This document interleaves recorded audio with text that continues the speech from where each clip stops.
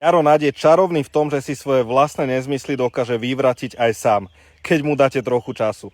Kvôli stĺpom na nemocnici chcel odvolávať ministra obrany. Stavebný dozor prišiel na zlyhania stavebnej firmy a ministerstvo obrany následne zareagovalo tak rýchlo, že kým opozícia ešte stále sníva svoje mokré politické sny, my už opäť staviame. Ale naspäť k Naďovi, on ani nevie, koľko je tých bájnych stĺpov dokopy. Nie je to ešte, že koľko z nich bolo chybných. Boli desiatky meraní urobené na desiatkách stĺpov a každý jeden z nich nesplňal povinnú normu pevnosti betónu. My sme zverejnili znalecký posudok, ktorý hovorí, že zo 40 stĺpov 40 má vážny problém a to iba 40 bolo testovaných.